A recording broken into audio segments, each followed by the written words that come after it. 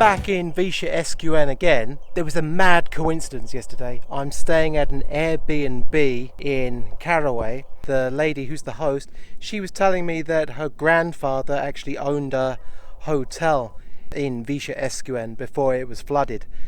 That hotel was called Hotel Azul. I think that means blue hotel. So I'm going to see if I can find that today. Hopefully later in the video we can have an interview with Marie Jose, whose grandfather ran the hotel. I really hope we can do that. Let's go. That crunching sound that you can hear as I walk, that's all the dried up mud which has absorbed the salt. It's a very satisfying feeling as you walk through it, and it's crunch, crunch, crunch, crunch, crunch. Some of the buildings are actually marked with what they were. This one says Hotel Vichamata. Let's see if we can find Hotel Azul. Hospitalle Casa Campos. But that one's completely gone. The tide is out. A lot more of the village has been exposed. This place is swarming with these enormous bugs. They keep swarming around my head too. I'm really worried that one of these things is going to fucking sting me. They're enormous. Oh, here's another one. This one's called the Rambla Hotel. Wow, you can see there's a half moon on this one. This must have been underwater the whole time, and look. It's a pretty grumpy looking moon. I say, good sir, remove yourself from the road. I am a modern man driving in my automobile. Wah, wah. What's really surprising for me though is how much remains. If we look at this gate was underwater for 25 years, but actually the salt and the mud has preserved it actually pretty well.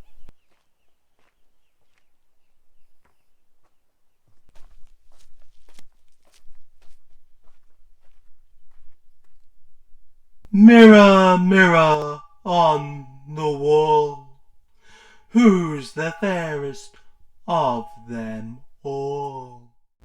Burbex.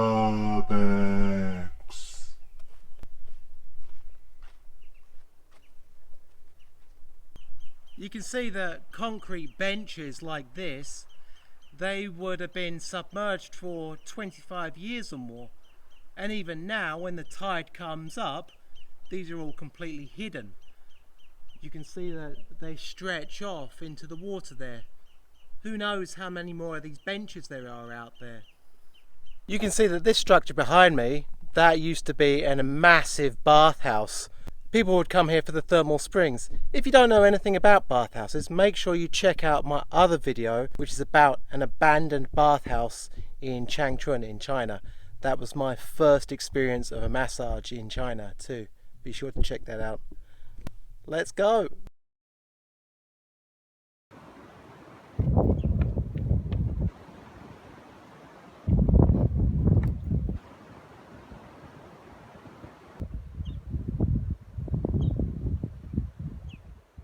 Among my fans, there seem to be two distinct groups.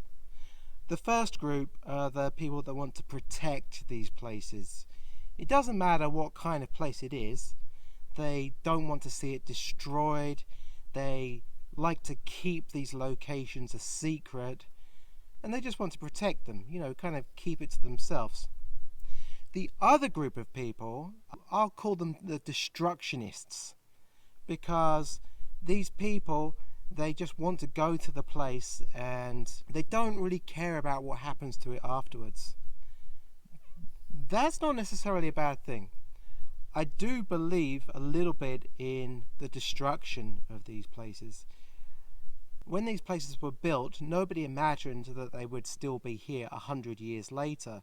With that spirit in mind, it seems unusual that a lot of these objects and a lot of these places, people get so attached to them. That doesn't mean I'm going around destroying places. It just means I think that they should be left to naturally decay rather than protecting them.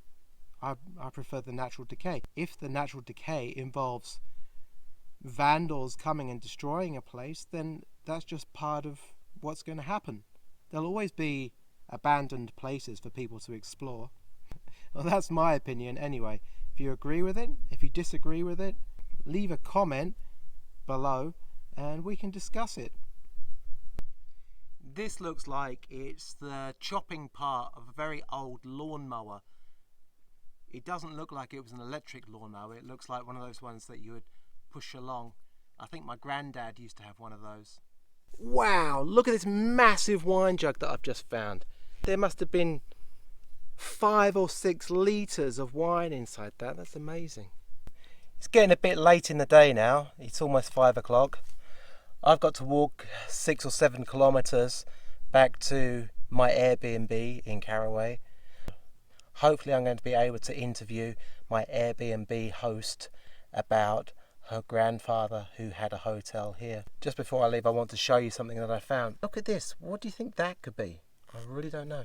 If you know what it is, please leave a comment in the box below and tell me. I love the shape of it though. It's really heavy. As usual, if you liked the video, please hit like. Also, don't forget to subscribe.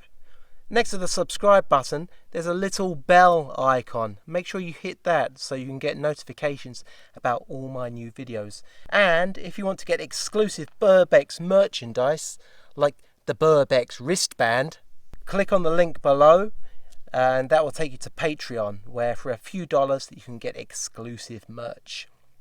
Be sure to check out the Matadero video where I explore the abandoned slaughterhouse, which was also flooded, and show you a few Burbex techniques, some moves, yo.